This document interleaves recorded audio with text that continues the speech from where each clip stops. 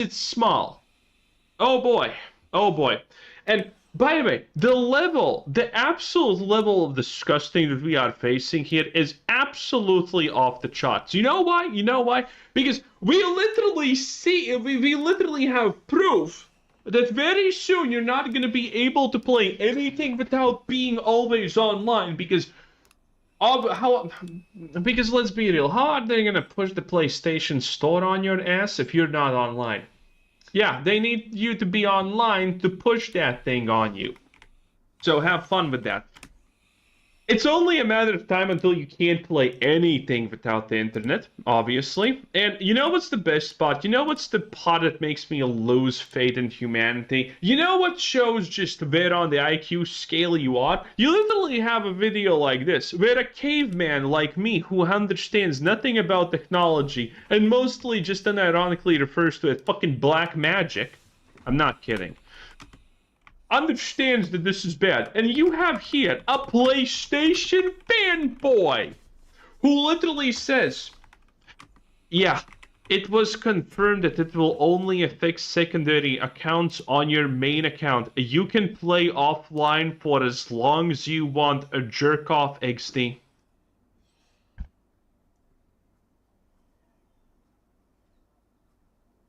You can literally see that this is the original account. It is not. You literally have a video where it's shown what's happening, and there's a person who somehow still writes the opposite thing. Here's the video that proves it, and you're still defending Sony over something that only affects you as a customer. This is because these are real people. Do not forget, these are not real people. These are real people, sadly. They vote, they have the same rights as us, and they're not even being paid by Sony to defend them. They're just that stupid. They literally see something happening right in front of their eyes, and then they're like, this didn't happen. I will go watch Hassan Piker now on Twitch. Probably unironically, their way of thinking. Yes. PlayStation is absolutely cooked, and this is after, by the way, they announced that they have won the console war. No one cares about the console war. After this news hit, PlayStation stock has literally fallen because everyone knows, like, this is just another push to not make PlayStation more money, but to reduce its customer base. Everyone except PlayStation understands this. Even the stock financial analysts, who literally don't know what gaming is, understands that anti-consumer practices are only a short-term band-aid solution to money flow issues. Exclusive Sony stock crashes as new of hashtag PlayStation DRM laws hit the internet. Gamers are worried about the consequences of DRM and a downfall of PlayStation. The PlayStation was dead long ago. And by the way, you're probably thinking, wow, doesn't this mean that Xbox is gonna win the VOD over fucking leftover scraps? Well, no, because this is going to be a separate video, but I'm just going to touch up on it. So you don't think that Xbox is winning this situation. No one but Steam and PCs is winning this. Artstation literally came out and said, "Oh yeah, the new generation Xbox PC thingamajiggy is going to be at a minimum of $1,200, which means that the real price of this is probably going to be close to 2K, which I actually said it's probably going to happen, because its literal cost of production is currently speculated to be 1.2K through leaks and whatnot. So the real cost of it on the markets is going to be probably 2K plus, and this is a low estimate. And by the way, keep in mind, Xbox is currently dying. I'm gonna make a video about that soon, but everything that you know about this situation right here about the new CEO of Xbox Gaming is a lie. I'm just gonna flat out say it's all a lie. It's all fabricated, it's all lies. And it's slowly coming out. Again, you can't come in and make all of these changes in a month or 2 months just from nothing. That doesn't happen. That's not real. So the current CEO of Xbox is taking all of the work that everyone else did before her and claiming it as its own. We have literal insider leaks that, for example, the Xbox achievement revamp that everyone liked, by the way, was actually Black Mommy's work. That's right. Whatever her name. Yeah, and I mean, that leak is pretty substantiated and accurate. In any case, PlayStation's cook. Buy a PC. It doesn't matter that it's expensive. Buy it, you're gonna be better off. Anyway, thanks for watching. Bye-bye. These tools available, so. It just blows me away. What is this formula for success? You know, you get a game like fucking Helldivers, and it takes off. Everybody likes it. But I knew that that was gonna do well because it's like fucking Starship Troopers. It's my favorite shit. But that's, I think, what gamers would like. Incredible Miles, fun, war battle. But then you take, you know, Last Flag, and you're like, why didn't this take off? Well, again, zero marketing budget, nobody's heard about it. And then the aesthetics. It's like 70s, you know, game show. Anybody that's like, man, this is my jam, man. I love games that are parody game shows with graphic voices and narrators don't shut up. And, you know, and I had to get over that, and it ended up growing on me, but you know, I think it comes off. Oh, and it does look like Fortnite, so you think, oh, it's gonna look like Fortnite. My kids don't know. They're fucking locked in on Fortnite, and unless Epic is putting ads in front of them, then yeah, they're not gonna do it. What gamers do want is they want to be pirates. They want to board other ships. hey, They want sea combat, and yeah, scurvy dogs. They want to fucking swashbuckle. Yeah. Damn it. And you can do all of that shit. You were supposed to. In Windows. You were supposed to forget everything you know about pirates, Joe. Oh. Did you forget? No, forget I everything? didn't forget everything I know because I saved it for this fucking game, which is going off right now. Their numbers are doing this. Boop, boop, boop, boop, boop. Yeah. 150,000 people are playing right now on this little like indie pirate adventure game, and they've sold 1 million copies so far. So they're Even Jay was telling me he downloaded it. they're catching up to marathon sales. So like it's yeah. No, they've blown past Marathon. I think Marathon sold 1.2 million. So it is total, but yeah, it's been doing great. So 1 million in sales already. There's like another area that we got into where you go into the swamp, and there's crocodiles, and you can barely see their asses, and you're running through. You're thinking you're having a great time, and then just I got you, bitch. I saw some videos on Twitter and Reddit of blunderbusses just like blowing people back like multiple feet. I want to have one of those. I got ragdolled, knocked off of a cliff by like the goat leader, like a mountain goat, and he was just tired of my existence and knocked me off a cliff, and I was like, what the fuck, bro? But yeah, there's a lot of fun to be had in there. Skull and Bones not doing as well. Similar numbers, Joe. Yeah. So 100, like I said, 140,000 playing right now. The 24-hour peak, 222,000. That's pretty good. Skull and Bones. It's similar. It's 199, not thousand, just 99. 199. 199. Yeah. And so like 199 versus 199,000. Yeah, these are Last Flag numbers. Okay, to be fair, as Joe would say, in honor of Joe, to be fair, I don't think Skull and Bones on Steam was their main thing. That was a Ubisoft Connect Plus, whatever they call it, Ubisoft Plus service. So their numbers are probably a little bit bigger, but I would just give you 4 digits. I'm not giving you any more than 4 digits. Yeah. So I think 1,000 on Ubisoft Plus, something like that. Probably, maybe less. But yeah, people wanted to get off their ships and harvest stuff, and then board other ships. I know we give Ubisoft a hard fucking time for Skull and Bones, but it's like, you know, they were like so arrogant about it. Like, forget everything you fucking want. We're gonna tell you what you want, and nobody will. We told you what you wanted, and you didn't do it. Instead, these guys, and great guys, they're Crackle Press, publisher and developer,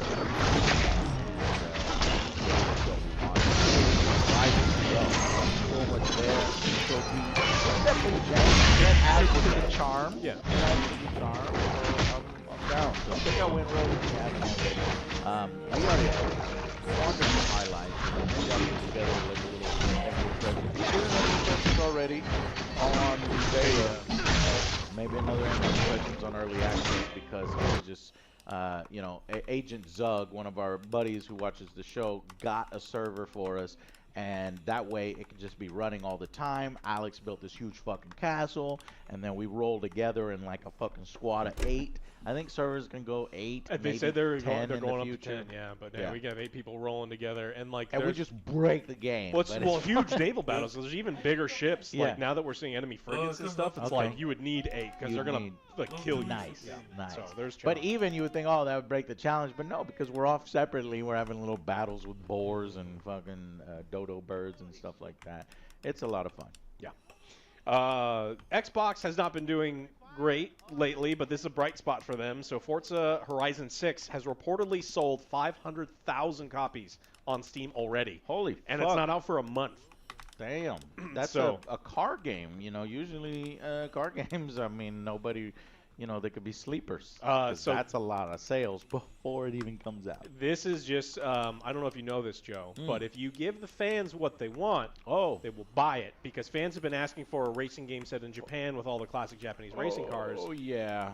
forever. Love that area. There's my 3000. My 3000 GT better be in there. Mitsubishi 3000 GT VR4. If it's not in there, then fuck the game. This is for Forza Horizon 6? 6. Okay. Yeah, and so, I mean, it looks cool. I don't play a ton of racing games. It's just like, as I got older, I play less and less of certain genres. But every now and then going back in and just driving through the world and seeing how cool everything looks. And it looks really good, too. So, Oh, shit. Set in Japan, releasing May 18th, has teased the possible addition of the 1990s era Mitsubishi 3000 GT, likely Series 1 or 2, featuring the pop-up headlights, potentially complementing or replacing the Series 3 model from previous titles. So, my car is the one that doesn't have the pop-up headlights, but a lot of people don't know the car I had before that car is the one that had the pop-up headlights. I've had the 3000 GTs forever. I just love the way they look. Even though they were kind of like an underdog in the world. Dude, Supras. Everybody wanted a Supra. Everybody wanted a Skyline. Yep. Even I wanted a Skyline. But I still think the 3000 GTs are fucking sweet. there's nothing wrong with liking a specific thing. I mean, so. Other people like the RX-7s. Other people like the Zs. So this is... I understand why Forza Horizon 6 is going to be popular because I like that era and I like the setting. Man, if only you were a CEO of a game company, you could be like, "Oh, this is what the fans want. Yeah. That's all it takes." So that comes out in Yeah. May. Not a lot in May. 007 First Light. Heroes of Might and Magic. That's it. Yep. Well, it's like the last day that's of the April, but I mean, it's the last day of April. May window. Yeah. Um, And then you got to prep yourself for college football because that's what, June. It's like I June, think they July? do July. Do they do July then August? They give it. Yeah, they do it a month apart. That's so yeah, dumb. it's crazy. You think It's you give them fucking more time crazy. to breathe, but Yeah. All right. There's a game called what is it? Directive 8020 that I had listed here on my list a long time ago. That looked interesting. It was like that story trailer. It's like that sci-fi premiered at Galaxy Showcase cinematic survival horror. Directive 8020 interactive. Supermassive. Oh, so the people that do the Dark Pictures anthology that y'all love so much. Yeah. So maybe a sci-fi version of it will be interesting. That's I can't wait. I'm sure the characters will be people I enjoy, and May the story 12th. will be fun.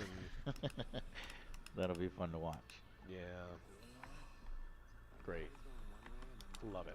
All right, well, Stop Killing Games had a hearing in the European Parliament this week. Very cool. And so, by all reports, every single parliamentary member was responding positively. Yeah. And so this is, if you're not familiar, gamers don't like when you buy a game and then you, after a short period of time, you can no longer play it anymore because they lose the rights, like in your Star Trek game, or they don't want to run servers anymore. And they're not saying that you have to lose money and run the game, in perpetuity. That would be silly. Giving people the tools to like play their own games offline is something that these Would be games should. nice. you know, during the development cycle, it's like maybe we don't sell a game for only 2 years, and I should be able to play the thing that I love for a long period of time, and Yeah. that's ultimately what this thing's about. So, yeah, it written really well. We got some quotes. So games that were developed 20 years ago still function. Games that were developed 3 years ago, as I mentioned before, don't. It's a design decision. It's a business decision. This is, you know, I also don't like, is completely out of it, but like Apple was doing this thing with planned obsolescence for a long period of time. Planned obsolescence. And I hate that shit. Yeah. It's anti-consumer, and I'm like, you know, as someone who, you know, you should be watching what you spend money on. When you make decisions, like you're not going to spend money in Marathon knowing that it may close in the next year. You're not going to spend money if there even was a Last Flag knowing it may not be around. And so people are going to buy less games if, you know, you keep taking them offline after a period of time. So this is all about consumer protection. Of course, they're doing it in the EU and not here because we don't have as much consumer protection. Yeah, and here. this is the one time that older people or people in government that don't play video games, though at this point we're starting to get into an era where it's like, oh yeah, I play video games too and I'm in government. But, you know, it's taking advantage of a little bit of the ignorance. Is like, you know, when you go up there, you're like, hey, you know, we're buying video games. I just want to let you know that sometimes when we buy video games, they take them away after 2 years. And then they're like, wait, say what? You know, so you get that little shock factor, and they're like, oh, so they're planned to have something, you know, it's like a washing and drying machine that used to, you know, last 40 years. Have you been on Facebook and now Marketplace? they last, yeah. But people spend tons of money on these old washers and dryers that literally last forever, and you can fix them yourself because the new ones break. Exactly. So we're getting a little bit of that benefit where, at least in Europe, they're like, say what? That's fucking bullshit. Yeah. You know, you guys are getting your games taken away. And then refuse the right to keep them going, even if it's at no expense or little expense to the companies that sell them. So, good luck. Yeah, we'll monitor it. Yeah, keep it, all this stuff going. And again, it's not asking, because the one thing is like, oh, you expect Ubisoft to keep servers are expensive. Like the Last Flag, I'm sure the servers cost money, and I don't know how much longer the Last Flag servers are going to be up. Because it's costing them money, and if money is not coming in, I don't know how, you know. The expectation is not the companies to pay for those servers but give people an offline mode. And look, in multiplayer games, of course, it's not going to work, but letting someone connect, like, oh, you connect to my thing, and we'll do peer-to-peer type thing. You know, it's always that would be the way to go. Yeah. We'll talk about Xbox again. So Xbox CCO talks about a unified approach for the next-gen Project Helix console. So Matt Booty outlined how first-party studios are also supporting each other. Like Blizzard is assisting Playground Games on the Fable reboot, like because Blizzard does all those amazing cutscenes. I mean, even when their games aren't very good, the cutscenes are great, and so they're helping them with some of their cutscenes. So Xbox is doing more of like a unified thing to try to get things together. Which I forget about Fable. Fable still is September, for this year. I think it's autumn. Autumn. What are the autumn months? September, October, November. Oh shit! I'm gonna get near GTA. Yeah. They better get it out in front GTA or just delay it. Yeah, a couple. Well, I think they got it. They have to hit September, right? Like, they gotta hit September, yeah. Or early October, perhaps. So people over at Xbox are trying because things haven't been going so well. But you know, this week we got CEOs are just a different breed of people, Joe. And I don't know if you know this. Oh, I know. So I know what kind of breed they are. Yeah, and it's the best of the best, and this is the kind of thinking that makes you a CEO. So Xbox boss reportedly says that Game Pass has become too expensive for players. Oh. So you need that kind of... Interesting. You need that kind of insight from a person at the top making millions. Well, letting everybody else go. Yeah, when the price was small, people bought it, and they're like, hey, this is worth it. And then when they increase the price a lot to the point where it's more than double what it originally was, people are canceling. And so that kind of insight when you're like, oh, hey, we doubled the price, and people don't want to buy it. So that's why Asha Sharma is fucking genius. CEO. She's genius. Genius. Okay, well, you know, jokes aside, it would be nice if they would brought that fucking price down. Yeah, it's like $30. That's so rare that when things go up, they come back down. It just doesn't really happen. But the one thing that it can happen is a digital fucking thing like this, where it's, you know, it's not like there's a bunch of overhead cost on physical discs and all sorts of shit. No, it's fucking digital. Yeah, they're looking at it as like it denies the like Call of Duty is the big one where it's like, well, we lost all of those $70 sales because everyone just signed up for Game Pass, and then there was no reason to keep it going because Call of Duty wasn't super popular. Here's what I would see if they ever tried to lower the price. I would think that they would only lower it on their lowest tier that nobody buys anyway, or that they think some people would buy if they lowered the price on something like that, but everything else would stay higher, and they would make those higher tiers the only, legitimate options. I mean, there was a period of time when they were releasing games, big games, so frequently that it was like, hey, this is worth it. I'm getting more than a game every single month, and I think it's great. And then the quality of games started dipping, and then they started getting fewer and fewer. Yeah, same with that EA thing that me and Joe had. We had like an EA thing where you'd get the games, you'd just pay monthly. But what the fuck has EA put out? Battlefield.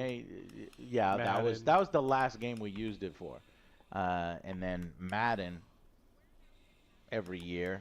But if you're paying $18 a month, do you get packs for that or something? I don't fucking know. Mutt mode or something? Probably. I don't know. No, we cut that shit off a while. Yeah, I mean, no bullshit. I know but I didn't know with Rocket Money. But actually, that's why I figured it out. That there's a few things that you were like, wait a minute. Yeah, it's I'm this still paying for that. Game Pass Ultimate, $29. Like, yeah, you're and then immediately canceled it. So. Rocket Money actually let me know that I was still fucking paying for Ubisoft Plus, and I was fucking pissed because that came up multiple times, and I canceled it multiple times. But there was like some kind of one that I created a long time ago. Oh. I can't fucking find what the email was, and so I had to send them an email. I was like, cancel everything, you motherfuckers. So I need to follow up to see if that shit has been canceled. We did the review, and we didn't buy the game. We got Ubisoft Connect or whatever it was. And then for Skull and Bones, we got all of the stuff. And then when you were editing the review, you're like, "Fuck, I need more footage," and you re-upped for a month. I re-upped it. And then you forgot to cancel at that time and left it running. So. But that was a normal account. This I'm talking about. There's like some fucking Ubisoft account that I must have created a long time ago. So you are funding Beyond Good and Evil 2. So I'm the sole funder. It's people like you. I mean, that's how they do it, and that's kind of what they want. They want when you to forget. Yeah. Yeah, they want you to buy. It's like gift cards are great because you give them the money and you may or may not spend it all the way, and so that's what these big companies want you to do, and so they're gonna have to figure out a way to bring it down.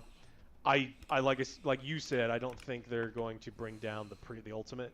If you want to play all the newest games on Game Pass immediately, you're gonna pay $30 a month. Yeah. But when CEOs talk like this in public, it's very strategic. I never trust anything they say. Number one, I think they're fucking lying for everything they say. But then number two, if they're that confident to say it in public, they know people fucking deconstruct everything they say, so they're already behind the scenes. Hey, let's do a promo for like 1 week on the Game Pass, right? And then she comes out, the Game Pass is kind of expensive.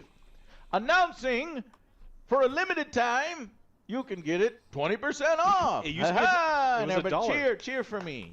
It was $1 the first month for a long time. Yeah, that was super good. You could sign up for $1, play the game, and then cancel immediately, and then all you had to do is make a new email, and you can figure that out. Yeah. But yeah, so she said, long term, we will evolve Game Pass into a more flexible system, which will take time to test and learn around. It's something we don't take lightly, and we're listening. Which you may do again. I mean, even though the Game Pass is fucking ridiculously expensive, all the way up to $30, right? Yeah, so, it's a 29 change. You could use it for Fable whenever Fable comes out. Pay $30 for 1 month, and then finish Fable, and then cut it off. Yeah. You'd be saving money, because I'm pretty sure that game's going to be a $70 game. Mm-hmm.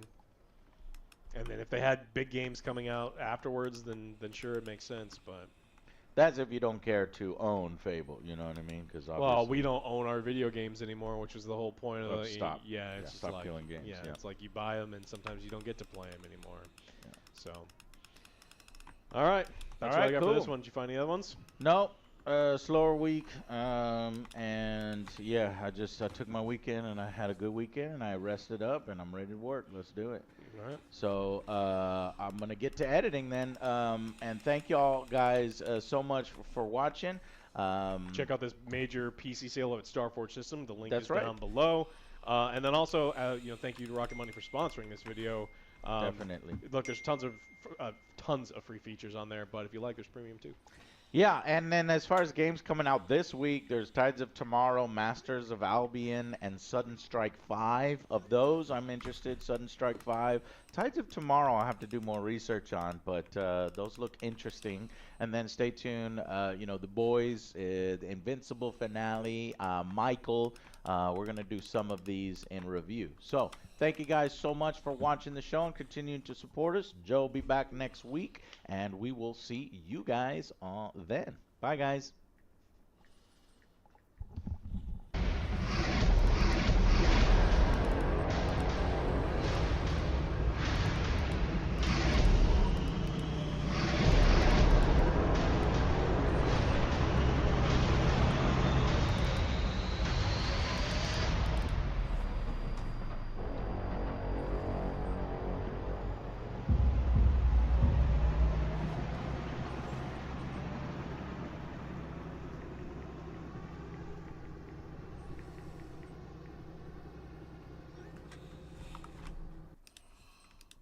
Within its first week. Yeah, and so it's like that was expected, but Starfield's supposed to be. It was sold to me by the Xbots and the people over there that this new DLC has changed everything and we've revamped. And it just hasn't seemed to be the case. So okay. Yeah. Don't want to beat them too much while they're down. They've been down for several years, and hopefully. This includes the base game along with Terran Armada story expansion and the Free Lanes update. I guess it doesn't include that Shattered Space. The Shattered Space that we played. You got to pay for that one separately. Yeah. Yeah, that one's. Yeah. Shattered Space came out in September 2024, and that's the one where we were like, "All right, we'll check it out," and then we were like, "Yeah." So our excitement for Terran Armada has been zero, and I've just been overwhelmed, kind of slipping and sliding on getting these things out. So I can't have time to go there. And that's the problem. We live in one of the largest gluts of entertainment in it's in good. history, It's a good right? problem to have. There's too many games. There's too many movies. There's too many books. Everything is awesome as far as there's some really great quality games out right now. And to be honest, in my free time, I'm addicted to marathon. So even if I wanted to put some free time into something, I'm like marathon, where it may not stick around, or Starfield, which I kind of have already consumed and kind of know much about. Yeah. So. Do you want to do your marathon weekly update? Do my marathon. See, I was trying to transition. So 1, 2, 3, 4, 5. So I've got 5 weeks of marathon data. I keep a window open at this time around 10 a.m. of all the numbers. So when we started this out, we started it out March 15th. That was 31,000. Then the next week 24,000. Then the next week 16,000. Then the next week 10,000. And this week we're at 9,234. So it's definitely on a downward trend like this, and I'm curious what's going to happen. Now Tuesday we're getting an update for all you marathon fans, all 3 of you who basically Zero and Jam who play with me. And hey, I play a bunch. I don't force you to play. No, I don't hate the game. I gave it the same score you did. I just, There is a hot fix update coming on Tuesday where they're like, all right. The shotguns are out of control. Yeah. We're going to fucking change them. If you don't know how to play or don't play very often and you want to win, get a shotgun. Get a shotgun Go and invisible. shove it in somebody's face. Yeah, It's invisible. a 2-shot thing, and everybody plays the shotgun meta on Cryo. And what I've done is I've anytime I get into engagement, I back the hell up and make sure there's tons of space between me and them. But it's hard because you can get caught in hallways all the time. Claymores. Anyways, they're going to change it. The shotgun will no longer 2-tap. It's going to take 3 taps. So you're going to have to reload. You're going to have to duck and dodge and do all sorts of stuff. So that might change the meta and make it more fun. But again, a change like that's not going to bring players. I'm not gonna That's just going to improve the meta and health of the game and get people engaged. You need to be doing that too, and so you're supposed to be doing that. That's great. You need to be doing other things. Yeah. And what's going to happen is people are going to go pow pow melee, and then you're going to die anyway. Yeah. And But most people are not playing Marathon over the weekend. Most people were doing what Alex was doing, which was playing Windrose over the weekend. Yeah. We got a story about that later. yeah.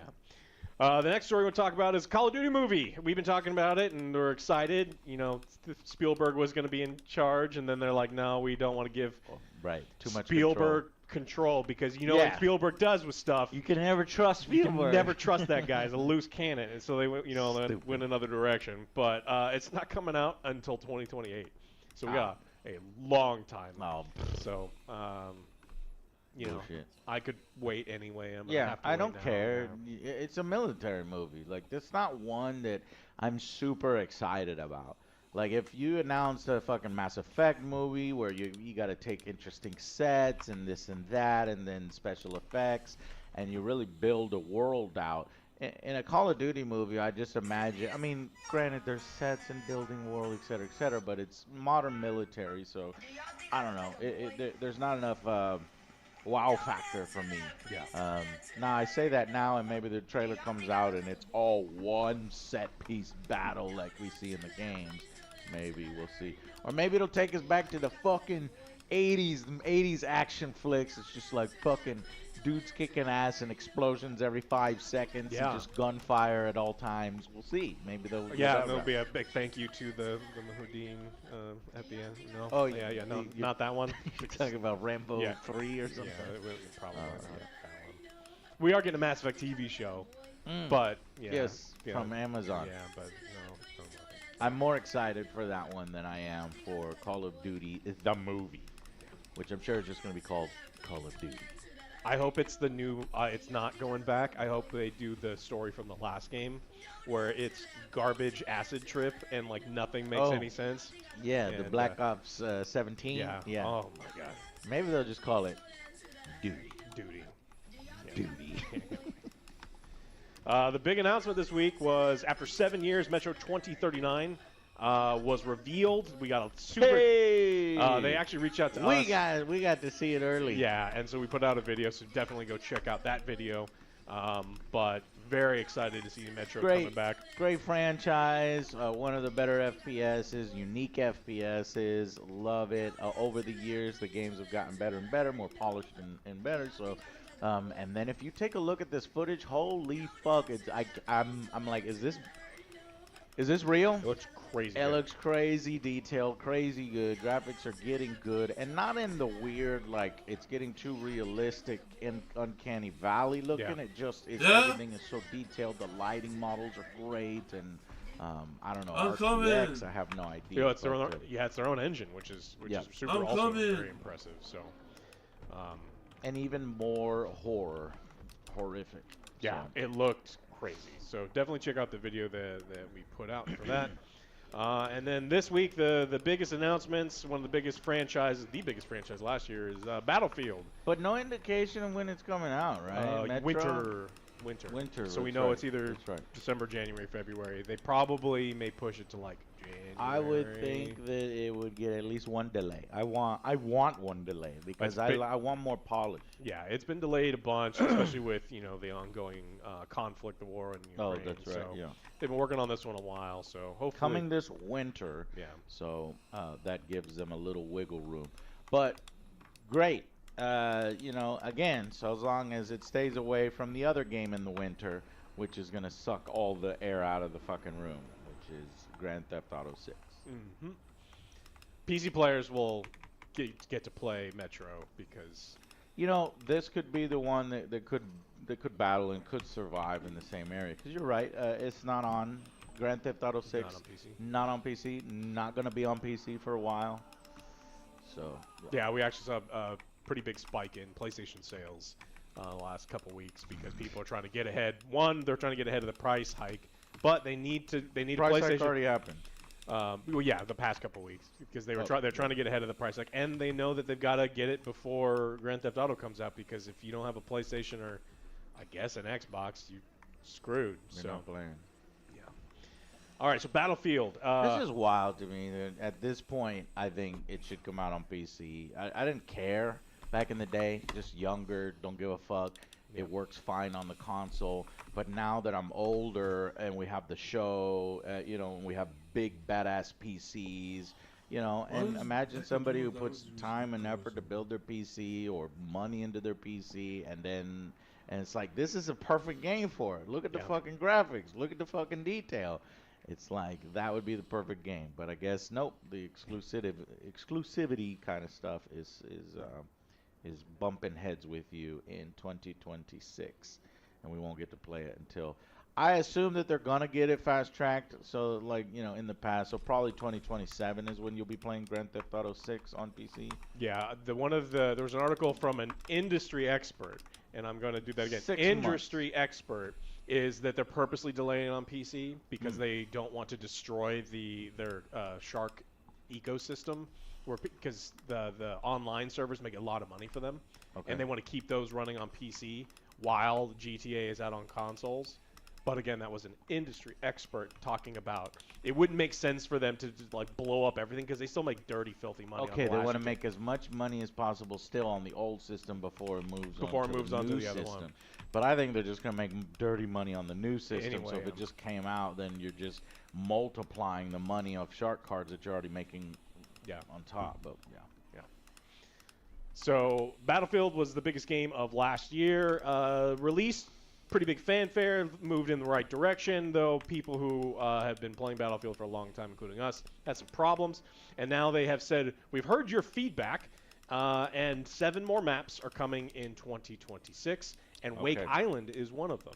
Whoa, I'm coming for that. Yeah, so they have had some issues with player counts. I'm actually going to pull up some of the... Yeah, I haven't felt the need to go back to Battlefield, sadly. But again, this is just busy, busy stuff, and plus a marathon. Yeah, so they're 24-hour peak, 60,000 players, so it's not miserable. That's a pretty decent amount of people. It's just the reason I haven't gone back is there's only 1 or 2 maps that I kind of like. Yeah. And then a different map comes in rotation, and you log out and you go play something else with your limited free time. But they've heard everyone, so we have a kind of a rundown. May through July, there's a new map. It's Railway to Golmud. It's from Battlefield 4, which is 4 times larger than Mirak Valley. So we're getting a big map soon, which I'm all for. Cairo Bazaar, which is from Battlefield 3. There's going to be Battle Royale solos, ranked Battle Royale and leaderboards, and then, of course, new weapons and modes. In their fall, which for them starts in July, Suru Reef, which is gigantic, apparently. So it's like 5 times the size of Mirak Valley. And that's when Wake Island shows up, which is an OG 1942 map, which I love. So back in the day, Battlefield was super special because it had those incredible maps. So it's good to hear that we're getting new ones. Yeah, I will definitely be jumping back in when they release those maps. That makes me excited, and we can play with our community, and especially probably by the time that releases, we're done with Marathon, and everybody will be done with Marathon. Yeah, maybe. Sadly, well, that's when they get the wipe, right? So yeah. All right, that's what I got for this one. Any ones over there? Okay, so a Star Trek game. So I love Star Trek. Over the weekend, me and Jay played Starfleet, which is kind of a bubble universe of Star Trek, a tabletop game from 1979 that uses the technical manual and the TOS original series. So I'm in the Star Trek mood, and I went to see, hey, what video games are out there, and right now one got delisted for good. Forever. You'll never get to play it ever again unless you already got it, in which case they leave it up on the servers, but it's no longer for purchase. And that's 3 years after its release. Star Trek Resurgence was delisted for good. The publisher's license to distribute has come to an end, so it's goodbye to the Telltale Games inspired outing. Now, I never got to play it, and I knew that you guys played something, one of the Star Trek Telltale games, and I was like, I'll check it out later. Well, little did I know that these fucking annoying IP, licenses and shit will just delist something completely for sale. God dang it. So the only way to play it now is... if you bought it, you can still access it? Yes, if you bought it, you can still access it. Well, then it may be on one of our accounts. Maybe on one. Okay, yeah. Then I could check it out. Because OJ and I played it, and the problem with those games is I think that the level of storytelling that people have gotten used to is pretty low. And I know You told me that it sucked and you hated it, and I was like, okay, you know, you're what is it? You're more picky about those kinds of stories with games. Star Trek. Yes. Yeah. Star Trek has like it used to have a high bar, and now I the know, bar but is super you low. said Star Trek. You were fucking like, nah, Star Trek Voyager Across the Unknown. Fuck that game. I don't care about that game, and you ended up liking it because it was good. Yeah. So it's like good. So I was that like, was I'll good, check and it this out. was bad. I know Alex doesn't like this one, Yeah. but what you were saying is the stories is really poorly written, and with a Telltale game, that's everything. Yeah. That's the whole thing. Well, the Telltale has their audience, and they're used to the level that. I mean, some of their games are great, and I'm not saying all of them are bad, but like every now and then you play, and you're like, who the fuck wrote this? And who is this for? It just reminded me that anytime you have a license like that, a big license, and it's coming from a smaller indie company, there is a chance that the game will not remain up forever. So the quote was, our license to distribute Star Trek Resurgence has come to an end, so the game will no longer be offered for sale. Existing customers can continue to access the game via their Steam library, thanks to everyone who is able to enjoy the game. And this was publisher Brunner House. Yeah, so I guess it's exactly 3 years. May 23rd, maybe it'll be delisted. So wait, okay, I might still have time. But like you said, I probably actually still have time. Yeah, it actually may be on your account if we played it on yours, or it's on my account. I mean, it's on one of our accounts. So. And just historically, so you know, Star Trek games seem, you know, other Star Trek games, one of the best ones ever for VR. Which, of course, is a niche of a niche of a niche. Yeah, so 7 people played it. We're talking about 1,000 people that have played it. Star Trek Bridge Crew. That one lasted 5 years before it was delisted. And it sucks because that game is probably one of the better bridge simulators ever released for, and now it's delisted. You can't play it. VR is one of those technologies that has been used improperly by a lot of people, like that make games, and they're just like, hey, look, you can fill the balloon. That was one of the reasons to get the VR headset. The what was the Star Wars one we played just a couple years ago? It was incredible. Yeah. And so it's like when you have the opportunity to play those games in VR, those are the ones you want to play. I just never understand because you can still find heaps of Star Trek games on Steam. You know, stuff from fucking 1992, point-and-click adventure. But I guess they get bought up again and relicensed. Or they just, you know, their original contract said that, you know, in perpetuity or something, like, so yeah. It just depends. And these days the contract's like, can we have that perpetuity? No. No. Oh. Right. Unless you're Kurtzman, and then it's forever. No, please. You're stuck with him forever. No, please, no. They've tore down the sets. Well, that doesn't mean anything. I read that. They tore down the sets. The shit is canceled. And then actually, since you fucking mentioned it, Star Trek new movie announced. I think they announced something with a new movie. Yes, Paramount has confirmed a new original Star Trek film is in development. Yeah, in development. They opened up a Word document and wrote Star Trek, the new movie. Yeah. And we don't know anything about it. We don't know anything about it. Officially moving away from the Kelvin timeline, so no more, you know, because the last Star Trek films were the Chris Pine stuff. But this is going to be a fresh reboot. We do know a little bit. Directed by Jonathan Goldstein and John Francis Daly. This is Dungeons and Dragons: Honor Among Thieves, the team that did that. That was really good. Yeah, and it had Chris Pine in it. It didn't actually do well at the theaters, unfortunately. No, which was crazy because that movie was really good. It was really good, and Dungeons and Dragons we like and we want it to do well, but the film didn't do well. Maybe it makes money in the back end on streaming or something, hopefully. But this new project aims to feature an all-new cast.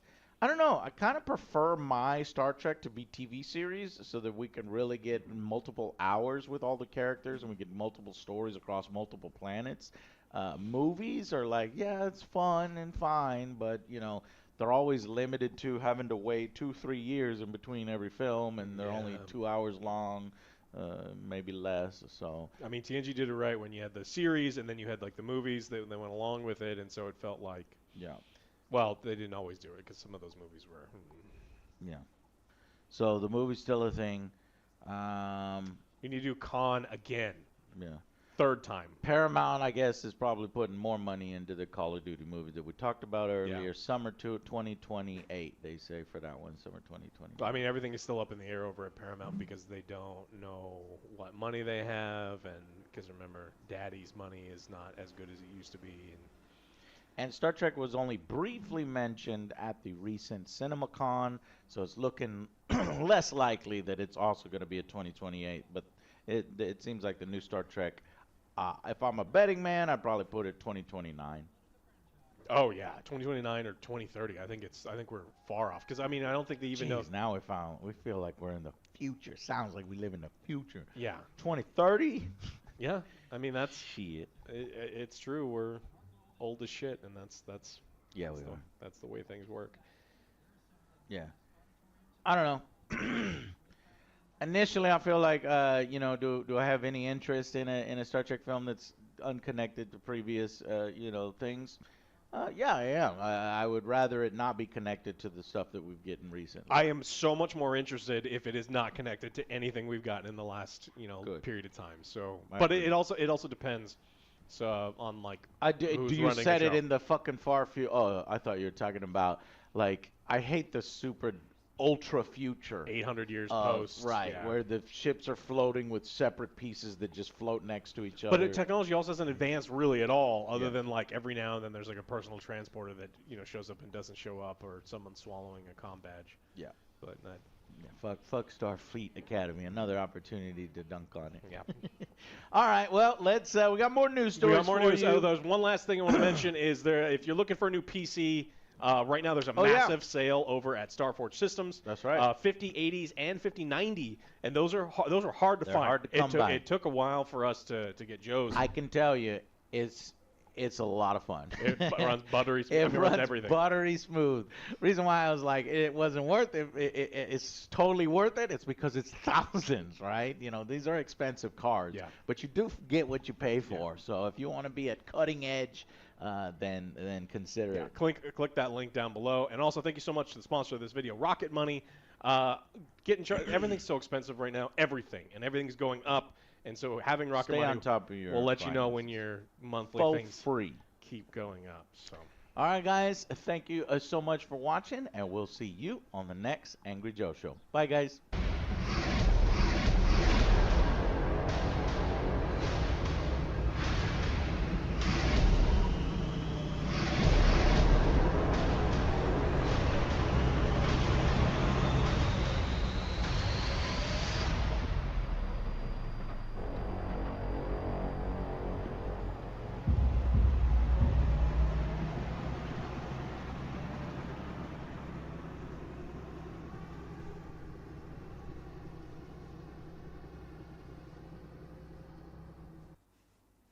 So what I'm speaking is not spoilers. I'm predicting here. I'm hoping it would be nice if both of them make it off the moon. I'm accepting in my brain that there's a possibility one of them will die or sacrifice themselves for the other one. And but the interesting thing is the way they've written it. It's hard to tell who that is. Like at some point you'll think, oh, it's Diana. And then other times you'll think, wait, no, maybe it's Hugh. And you can't really maybe they both die or they both stay on the moon. I don't know. That's what I do like is that there's still that surprise element.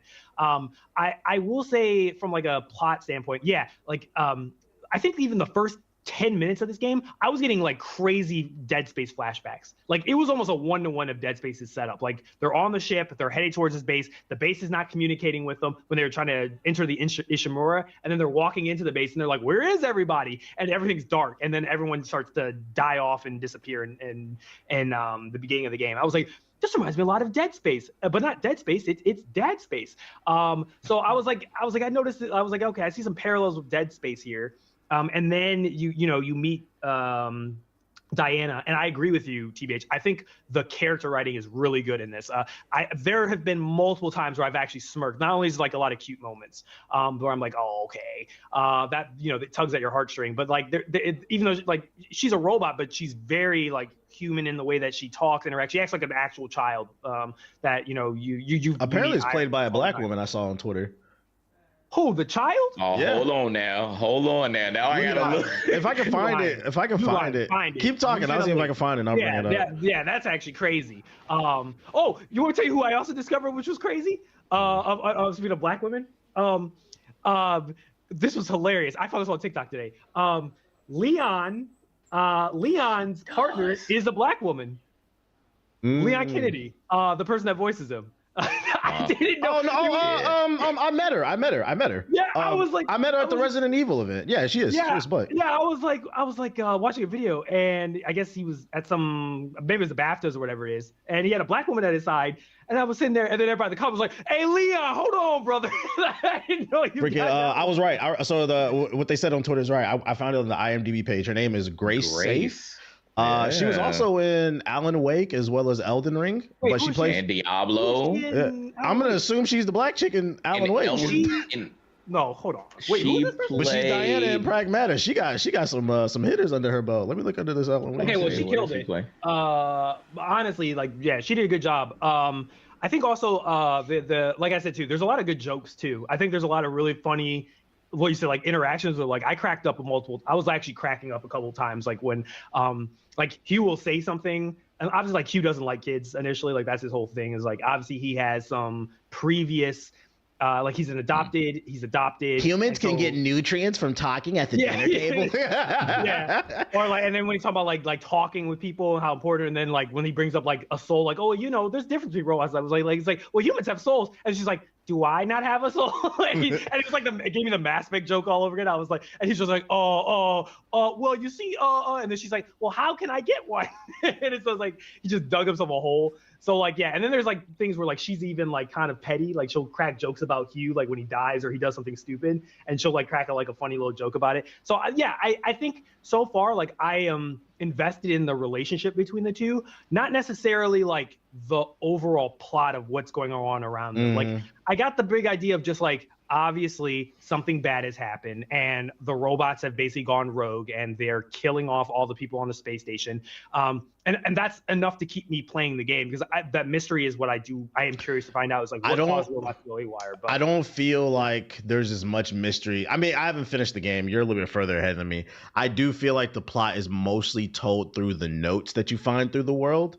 Yeah, that is true. Yeah, and versus the cutscenes. So if you haven't played the game, make sure to read the notes, because I don't want to spoil it, and that's why I said, I was like, all right, man, if the plot is going where I think it is, it's pretty predictable. It's a plot that a lot of you, especially if you hate ChatGPT, you'll be able to relate to and enjoy.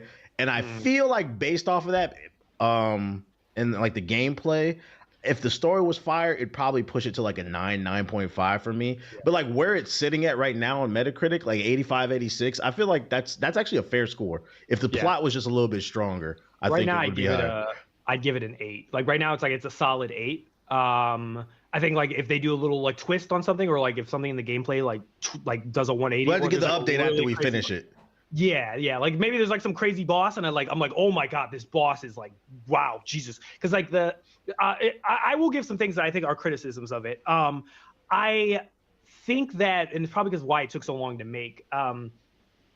I think maybe they had more ambitious goals of what they wanted the game. Like they were trying to figure. I think they had an idea, and they had a really good idea with like a child and a dad, or like and a guy, and they wanted to have this like father-daughter type of relationship. Basically, like they want to do like a Last of Us type of thing in space, but they wanted to change the dichotomy a little bit, where it's like it's not like Joel's like trying to teach Ellie, but instead it's like kind of more like Diana is really actually helping Hugh, and Hugh needs Diana. It's kind of like a cool synergy. They both need each other. So one thing I think is that the way that they've done the level design and like how you progress through the levels in the game, I like the shelter idea. I do like this idea of having a hub where you can relax, you can like reload out, and then you can go back into the world. And it kind of has this Dark Souls design where you have these hatches and they allow you to like bonfire, and then you feel safe. You can go back, you could change your loadout if you know you're going in. So if you died, you get a little bit of intel, you go back and then you try something a little bit different. I like that. But it seems like the way that they've designed how you play through the levels it feels very generic. Like it feels, I'm not gonna lie, it reminds me a lot of Resident Evil, which wouldn't shock me because it's Capcom. It feels like the same thing, like just like Resident Evil, I need to get to this place. Oh, someone locked this door and I got to get these keys to open the door, or I have to hit these switches. And run around until I find this needle in a haystack. Yeah. And it's the exact same formula that Resident Evil's been doing. And I guess it's that same sort of thing where it's like, well, Resident Evil's been doing this for 9, 10, 12 titles in a row, and it hasn't broken yet, and people haven't even gotten sick of it. So we'll just kind of adapt that into space. It feels a lot like they're retreading a lot of like Resident Evil's level design and just like how you progress through the game. And I think after, which is funny, I don't know if you got to it, TBH, there's a point in the game where you run into another door that requires you to find like hacking places at nodes that you got to unlock to open the door. And he's like, he actually notes about this. He's like, God damn, we got to figure out who's responsible for all these doors, all these hatches. And it's like, this is so stupid. The fourth wall, breaking the fourth wall. Yeah. Like, he was smoking, right? Because the funny part was, no more doors. When the door showed up, I literally had the same thought in my head, and then Hugh like verbalized it when I was thinking it. And I was like, oh yeah, I 100% agree. I'm like, I'm kind of getting sick of this pattern. So I'm hoping it's not like once I'm on the third big boss right now, fourth boss. I'm hoping it's not going to be like every single time I go to a new section of the space station. Oh, gotta go to these different areas to hack these doors, to then open up the main door to get to the next spot. Like, I hope there's like a little bit of mix up. But right now, I think that's my biggest critique, is that I think the New York level was really cool, very unique in design and like where you were and how you move about that level. That was cool. But everything that I've played since that has kind of been kind of the same-ish. So that's like really my like biggest criticism right now of Pragmata. Okay. Jay, how you feeling about the game? Yeah, I hit on a whole lot. I think that, again, one of the weakest points, which is, I mean, I feel like it's not really a big deal compared to how long that it takes to beat the game, is the story. But as only dad on the pod, definitely the interaction between Diana and Hugh tugged at my heartstrings. Just seeing her interaction is just top notch. So definitely, if you play this game, make sure you talk to Diana, because like their interactions are just like they're super cute. Like and then like you can find various things throughout the environment that like gives her that human element. Because again, you tend to forget at times that like she is a robot. Like they've done a very good job at like kind of disguising that, as she's figuring things out as she's like as if she's a regular kid. So I found that was very well done in that aspect. And I remember initially when we talked about Pragmata before even the demo came out, I was like, this looks Dead Space-esque. So, and I wasn't a big Dead Space fan, so I wasn't interested in it initially. And of course, in the game, but I was like, I don't know how this hacking element, this puzzle element, is going to work while you're in the middle of shooting. But after playing the demo, I told people, I was like, I'm locked in. So I definitely wanted to try this game out. And so far, it has been pretty good. I'm glad that it's not a fully open world type of concept. It's semi-linear. So I definitely enjoy that aspect. I definitely enjoyed the hub world, like Ethos mentioned, that you can go and recharge. And they have those. They're kind of like pit stops, save points throughout each like biome that you're in. So they really do function like actual levels as you're progressing through the story. Like, all right, you beat this part, now it's time to go to the next part. Now you can go there, and then you start unlocking things at your hub world as you continue and progress throughout the story. So I do like that concept. I feel like those like standard, and this goes back to what Watts was saying, this is like a traditional video game. Like it's not doing too much, and it doesn't have to do a lot in order to get you interested in the game. So if you just want a traditional gaming experience that's linear, to get you from point A to point B, you progress through the level, you find the things, you go through the waves of enemies. At the end, there's a big boss, and then you defeat that boss, and then you're ready to move on. You get more upgrades. Then this is your type of game. If you're a parent like me, I think again this will tug at your heartstrings. Hearing that interaction between Diana and Hugh. So those are some of the things I want to mention. Then as Ethos asked me earlier, this game is super optimized. One of my big things that I was hoping was that it was Steam Deck certified, so I can continue to play it on there. And when I booted up, I was like, I seen that green check mark. I said, we in there, baby. So I've been playing it. Like I said, I've been getting 40 frames steady. I haven't had any optimization issues on there. Then obviously on the PC, I haven't had any issues either. So if you have a Steam Deck or ROG or something, you should be good to go. You're gravy there. So again, I fully recommend this game, but and again, I'm not going to knock it, because at the end of the day, I think that from a combat and gameplay standpoint, I'm more than satisfied with playing the game. But I think, again, the weakest point, if I had to bring up any criticism, would be the story so far, because I think it is a little too safe, I would say.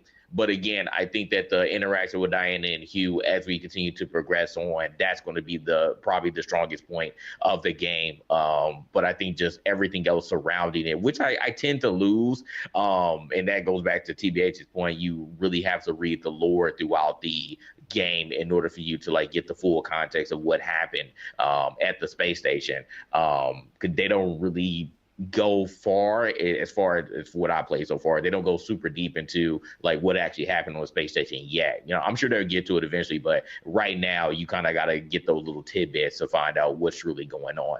But again, outside of that, just it's really going to be a lot of just interaction between Diana and Hugh as they continue to progress. Like I've literally got to a part where we're finally, I think, going to see someone else, because for the longest it's just y'all two and then just a bunch of clankers just running around trying to kill you. And then Edith, of course, which is the master the master AI system that's trying to, you know, send every you know, robot after you.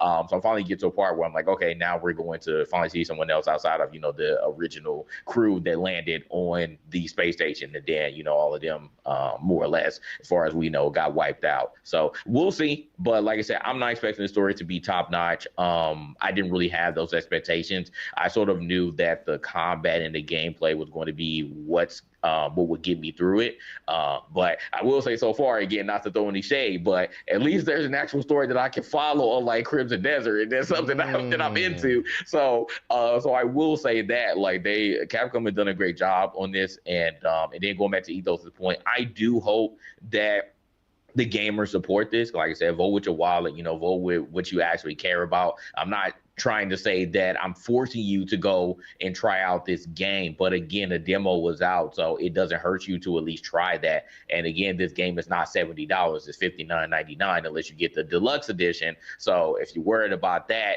then the game is $10 cheaper. So I would say try out the demo if you're still on the fence. I actually, one of the Ibizu, I believe, he was watching me play it on Friday, and he was like, all right, y'all convinced me, I'm gonna buy it. Sometimes it's as simple as that, right? Just seeing someone else play it, and it's like, all right, like I see how you're feeling about it, and you convinced me to purchase it, you know. And again, like, you know, I want more people to try out new things rather than just staying on the old stuff, but then constantly complaining about how there are no games out and all these AAA games just have all these microtransactions, blah blah blah, talking about the stuff that really doesn't matter. Play the freaking game, support what you want, but also support what you feel like will actually make an impact and change the video game industry if you feel like the video game industry is in a bad state right now. So but overall, I recommend Pragmata to anybody, even for me, as not being like a Dead Space type of person and not really like into space like that. I am enjoying the game so far, and I'm, you know, looking forward to playing through it. Skins are fire too that you unlock. Yeah, got the little deluxe little like Onimusha type of set to start off, and I was like, ooh, this looks nice. The kitty cat outfit, I've been wearing it. It's kind of funny because it kind of reminds me of the Master Chief's outfit, like the visor and stuff. I'm like, this looks a lot like Master Chief. Somebody in the chat, I think when I was watching Watts, they said this would have been perfect for like a Halo collab, like if they had done like a Halo skin. Like, because Cortana and him and Diana, it's kind of the same type of relationship, AI and a human being together. So I was like, oh, that would have been a cool little thing. I don't know if this game will be a Game of the Year nomination. If it is, because Watts was saying she felt like it was. If it is, and there's like 5 or 6 games nominated every year, it'd be like the last one nominated. And it's like, I don't think it would win either. Like, it would just be like a nomination, like at best. If anything, I do feel like this game is probably going to be like one of those the people's champs type of games, like kind of like the year when Liza P came out. It'll be one that like really resonates, because like the way the memes I'm seeing on Twitter, this game is really resonating with people more than the reviewers. I'm seeing a lot of people editing memes of like when Diana's dancing. They're putting like music behind it. That should be cracking me up. Yeah. It's pretty funny. I think it's gonna be like the people's champ type of game, which is cool. Oh, speaking of real quick, did y'all see the quote unquote controversy that this game had with one of the things that Capcom announced for Pragmata? If you watch somebody play on Twitch, you'll get a special emote. And it was a Diana crying emote, and people said that this was a meme, which I found out the other day, because again, I am not in that community. I have no clue what's going on, but apparently they said it was a lolicon emote, and it was based off of a meme that really garnered interest on 4chan. And once I heard 4chan, I was like, yeah, I'm checked out. But they were saying that it was some PDF type of stuff going on. They said that they said that Capcom was playing on the Lolicon and apparently Kuni, which was also another thing. They said it was promoting, child PDF. And I was like, bro, like really? I was not expecting that, but I went down the rabbit hole and looked, and I was like, why are people upset at this? And then I found out. I was like, man, all right, bro. I don't know nothing about. Okay. I'm saying, I'm getting really fucking tired. I really thought this was going to be the first game this year in a long time where it just comes out and there's no controversy and there's no discourse and there's no people getting mad about the game. And I feel like I can't recall the last time a game's come out and everybody was just chill about it. It's always something. And I'm just getting so tired of this. Like, I'm just getting so tired of this pattern.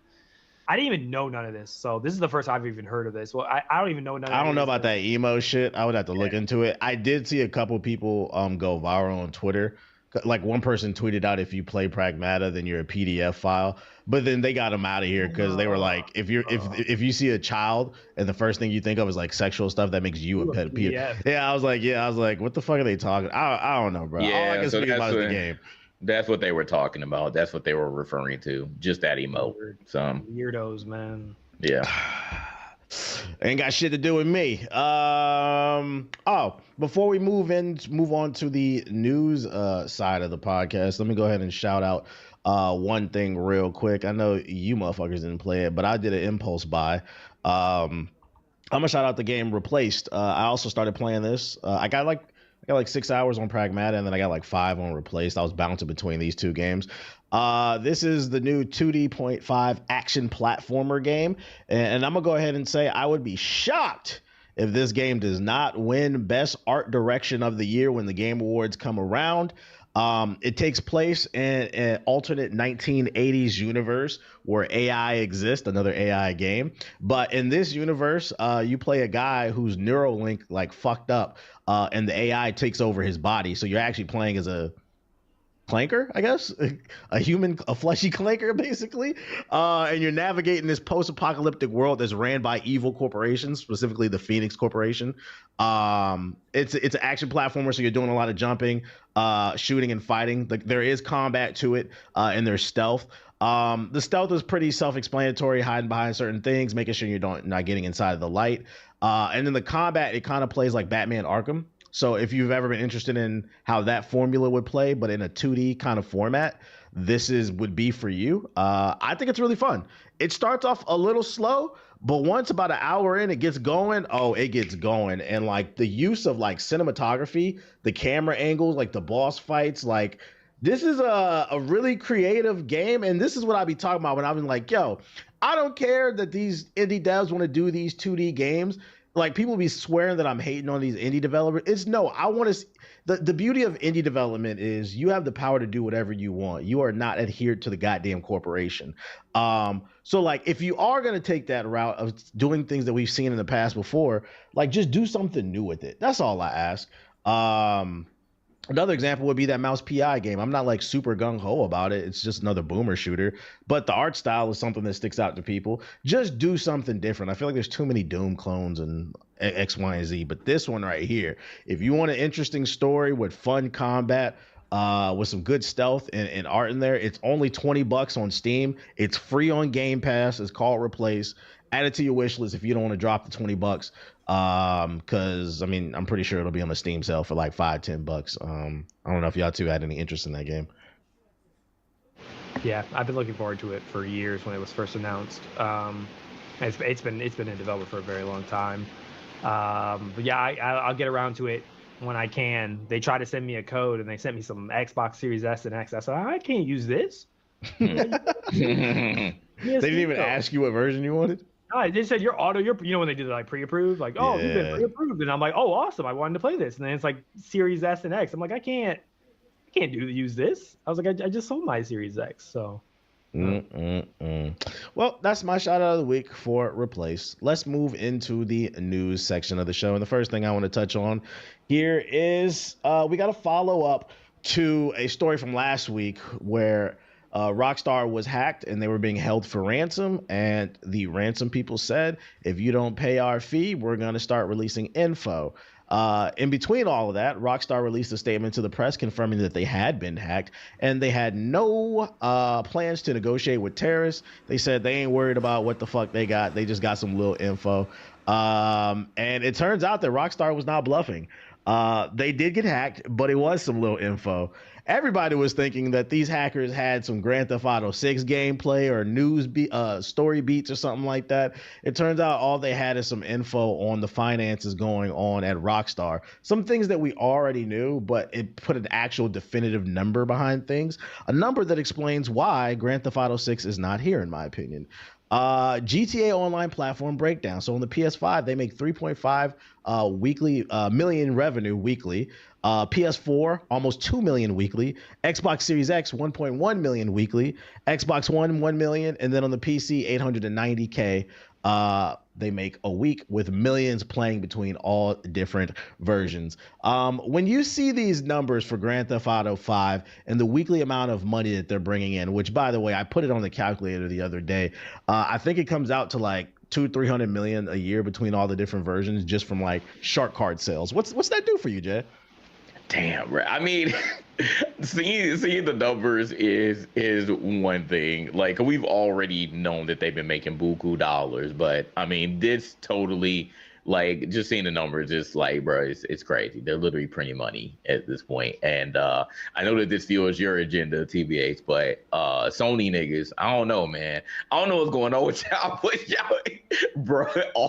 They don't play games, bro. 3 million, bro. And they get offended when you say it, bro. Right. I'm like, but again, numbers don't lie. Like, y'all are showing that y'all are still playing this damn game more than any other, like, more than any other platform. That's just silly. I'm actually surprised that actually no, I'm not, because PC has mostly people that are on RP now, so I don't think that they're factoring into, again, shark cards and just playing like the standard GTA Online. So I guess that would make sense why they're so low. But man, you can also hack on PC. They ain't paying. Yeah, that too. Yeah, they ain't paying for nothing. But man, like Sony just overall is just destroying Xbox totally. Like PS4 is still like, that's crazy. 3 million to 1 million. Like, just seeing how much y'all making, man, it's crazy. Like, I have no words. But yeah, y'all are literally playing into like what we've already known. But now there are numbers to constantly confirm and back our suspicion that like Sony people